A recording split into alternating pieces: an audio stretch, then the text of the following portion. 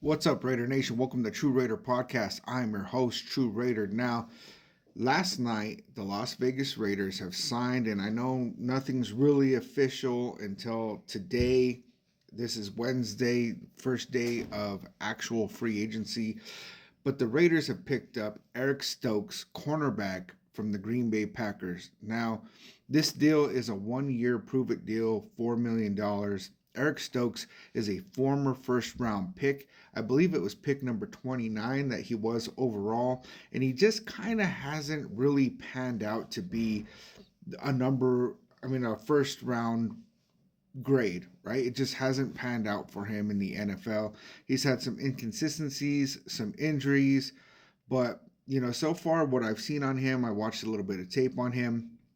I do like the potential here. I think that this is really a good signing for depth reasons, for competition reasons, because let's face it, Jack Jones, I like Jack Jones, right? And he actually did play pretty good for the most part, but he has that what's his name? Anyway, he has that whole thing that goes on where it's like he gets beat and then he makes a really good play and then he gets beat, and there's inconsistencies in that, right? And so I love the idea of Jack Jones having some competition over there. Mind you, we did actually draft a couple of defensive backs last year as well, so there's going to be a lot of competition in that room. I like the idea of Pete Carroll being able to work with Eric Stokes because he is a former first round pick. And so there's a lot of potential there. There's a lot of potential ceiling there. But as of right now, he just has not lived up to it. And so it'd be interesting to see if they could, there was like Caleb on Chase on that came over last year midseason, and he really actually was able to play to a higher potential than he had been on his previous team where he was drafted in the first round.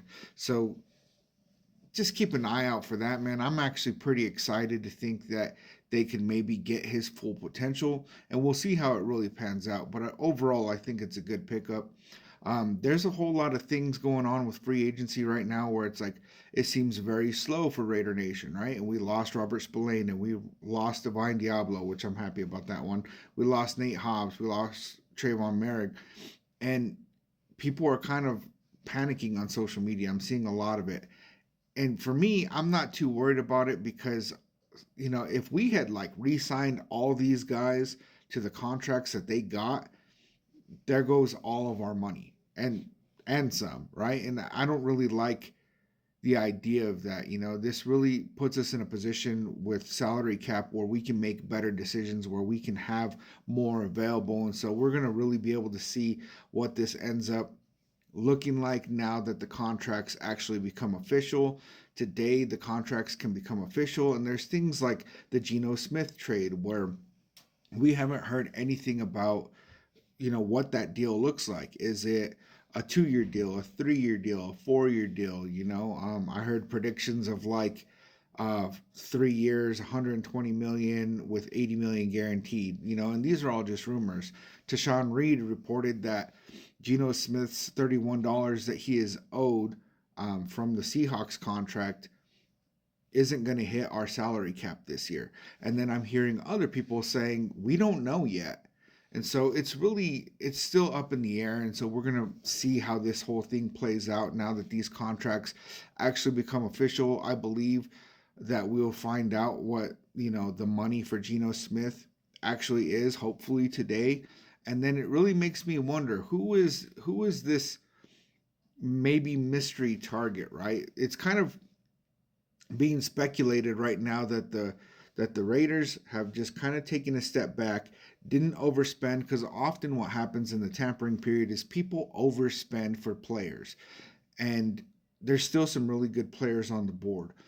So I'm wondering if the Raiders are kind of sitting back.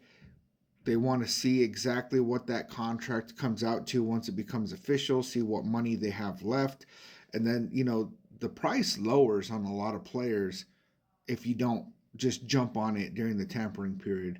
And so with the price kind of dropping on some people, I think that they're going to be able to pick up a good signing today for good value. And we're going to really see what that ends up looking like, because it could be that we don't make a single signing all day, right?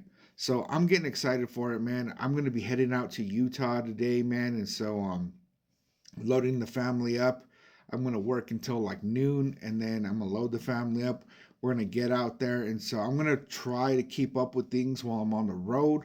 But, it is what it is, man. I got to put my family first. So we'll see how much I can actually keep up with signings, content. We'll see how it goes, Nation. But like always, I love you, Nation. I'll catch you on the next one.